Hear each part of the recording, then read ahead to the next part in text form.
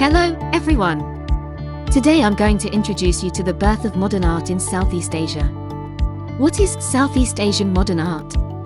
Some people might find it difficult to imagine. So first, let's take a look at which regions are included in Southeast Asia. Southeast Asia includes the Indo-Chinese Peninsula, the Malay Peninsula, the Indonesian archipelago, and the Philippine archipelago. It can be divided into two main areas: mainland Southeast Asia and island Southeast Asia. Simply put, it refers to the region south of China and east of India. The idea of Southeast Asia as a geographical region became widespread after the Second World War. At that time, the Allied forces, who were dealing with post-war matters, adopted the name of their wartime operational area and officially established the term Southeast Asia. In Japan, one of the first scholars to focus on modern art in Southeast Asia was Professor Emeritus Masahiro Ushirashoji of Kyushu University, who is currently the director of the Kitakyushu Municipal Museum of Art. Professor Ushirashoji, what sparked your interest in Southeast Asian modern art? At the time, I was working as a curator at the Fukuoka Art Museum. In 1980, the museum was planning a large-scale exhibition featuring contemporary art from across Asia. To help make the exhibition possible, I traveled around several countries in Southeast Asia. But when I first encountered modern art from Southeast Asia, I was not sure how to understand or appreciate it. I could only compare it with the modern Western art that I already knew and say things like, "This is Impressionism," "This is Post-Impressionism," or "This is Surrealism." All I could do was attach labels to these works as if they were merely derivatives of Western art.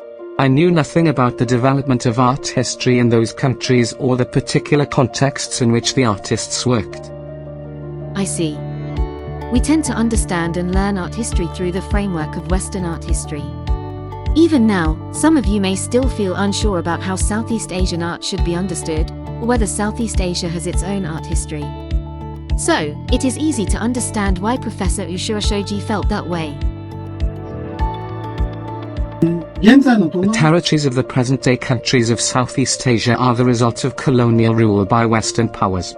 After the Second World War, when these countries gained independence, political borders were drawn. In most cases, those borders were based on which colonial power had controlled the area.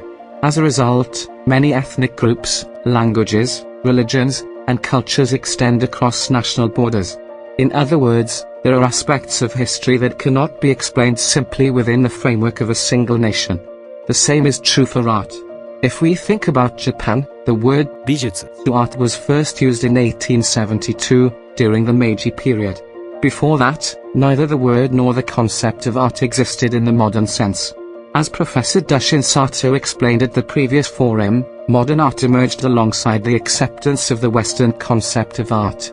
In other words, in Asia, the birth of art as a concept and the birth of modern art took place at almost the same time. The same applies to Southeast Asia. The system of art was born and became established under Western influence. Before that, there was no concept of art in the modern sense. So, the borders of Southeast Asian countries were not formed naturally over time. Instead, they were shaped by the history of colonial rule and were established after the Second World War. Because of this, we need to look at the histories of these countries, and the histories of their modern art, in a broader and more comprehensive way. Also, the origins of modern art in each country are closely linked to the history of colonialism.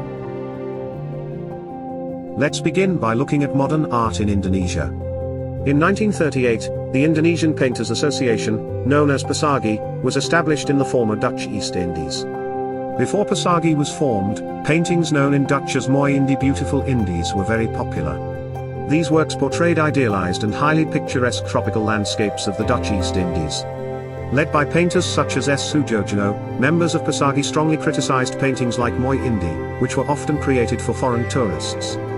Instead, they believed that the ideal form of painting should arise from our own everyday lives.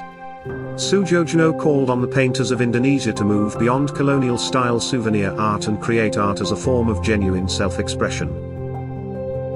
Another famous painter from the same period was Effendi. In 1944, he created a work entitled He Comes, Waits, and Goes.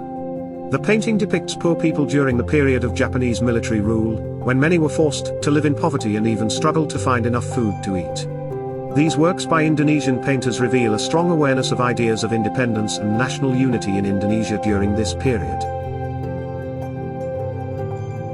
Next, let's look at modern art in the Philippines. Before it achieved independence in 1946, the Philippines experienced periods of colonial rule under Spain, the United States, and Japan. In the 19th century, Spanish colonizers trained Filipino painters to create religious images in order to spread Christianity among the local population. In the second half of the 19th century, members of the Filipino elite began traveling to Europe to study art. A leading figure among them was the painter Juan Luna y Novicio. His painting, Spoliorium, depicts defeated gladiators being discarded in the underground chambers of the ancient Roman Colosseum after battle. It is said that Filipinos at the time saw the fate of their homeland reflected in the bodies of the dead being dragged away. The painting stirred nationalist feelings among the Filipino people and helped inspire the spirit that eventually led to independence. Around the 1930s, criticism of beautiful and idealized tropical landscape paintings also emerged in the Philippines. In 1928, a painter named Victorio Idodis returned from studying in the United States and presented a work entitled The Builders. Unlike romantic rural landscapes, it was a powerful and masculine work. Like Sujojo in Indonesia, Idodis and the group of painters he led, known as the 13 Moderns, rejected idealization and beautification. They opposed creating art simply to please viewers and instead celebrated honest self-expression that reflected life as it really was. One of the members of the 13 Moderns, the painter Galo B. Ocampo, created a work entitled Brown Madonna, which caused controversy. The painting depicts the Virgin Mary and the Christ child in a Philippine rural setting, with Mary dressed as a local farm woman. As a result, the work was criticized as pagan and heretical. In response, Ocampo argued, even Raphael used Italian town girls as models. So why is it wrong for me, as a Filipino, to paint the Virgin Mary and child as Filipinos? Ocampo's work reflects a sense of Filipino identity and nationalism. From the examples we have seen, we can understand that the 1930s was a period when nationalist movements were growing across Southeast Asia, as people sought independence from colonial rule and worked towards building their own nations. Next, let's turn to Singapore and the Malay Peninsula. Unlike Indonesia and the Philippines, the people who played the central role in the modern art movement of the 1930s in this region were those of Chinese origin. People who had traveled from China to study in France, as well as graduates of the Shanghai Academy of Art, moved to Singapore to escape the Second Sino-Japanese War. In 1936, they established the Chinese Art Society, and in 1938 they founded the Nanyang Academy of Fine Arts. Led by Lim Hak Tai, who is known as the father of Nanyang art, artists of the time sought to create a distinctive Nanyang art by drawing on the unique characteristics of the South Seas region, which was neither Western nor Eastern. Inspired by the vivid and powerful styles of Vincent van Gogh and Paul Gauguin, artists developed their own artistic expressions. One example is Lady of Dignity by Yong Mun Sen, which depicts a local woman from the Malay Peninsula or Indonesia. After the war, in 1959, when Singapore achieved self-government from Britain, Chua Mia T created a work entitled National Language Class. The painting depicts young Chinese Singaporeans studying the Malay language. Later on, in 1965, Singapore separated from Malaysia and became the Republic of Singapore.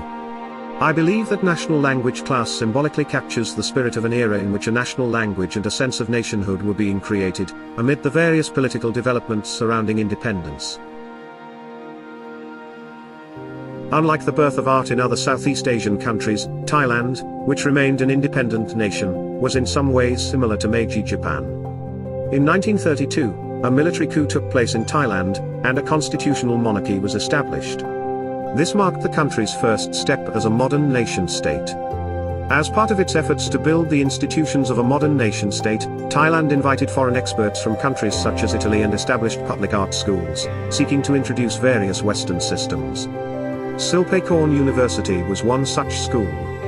It was an art school founded under the leadership of the Italian sculptor, Corrado Ferrosi, who had been invited to work in Thailand as a foreign advisor. At Silpakorn University, particular importance was placed on sculpture.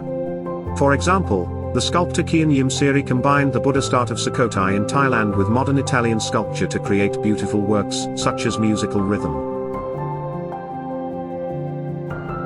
In French Indochina, a French artist named Victor Tardieu founded the Indochina School of Fine Arts in Hanoi in 1925. The graduates of this school would go on to play a leading role in the development of modern art in Vietnam. During the 1930s, they pioneered Vietnam's modern art movement, focusing mainly on silk painting, oil painting, and lacquer painting.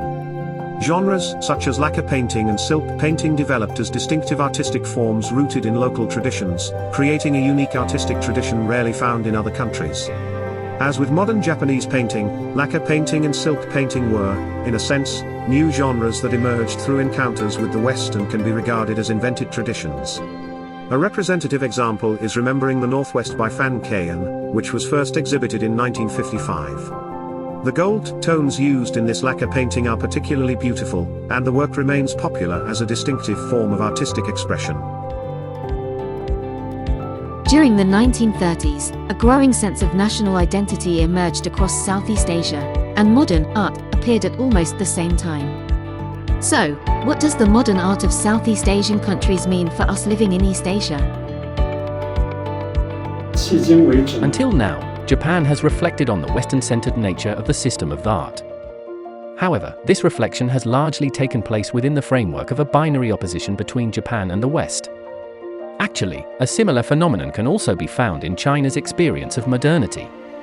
The establishment of the system of art in China was greatly influenced by Japan, and for the same reason, China faces issues similar to those we have just discussed in relation to Japan. In other words, there is a binary opposition between China and the West. While strongly shaped by Western-centered perspectives, there has also been a reaction against this Western focus, leading to an especially strong emphasis on tradition. Against this background, interest in Southeast Asia has become increasingly important for Chinese scholars and younger generations. This is because Southeast Asia occupies only a very limited place in China's understanding of the other, and at times is almost entirely absent from it. I see. By engaging with multiple others, we can gain a more objective understanding of the characteristics of our own modern art. Today, we have seen an overview of the development of modern art in Southeast Asia. We hope this has inspired you to take an interest in the modern art of Southeast Asia, or even that of the wider world. We look forward to seeing you again next time. Thank you very much for watching.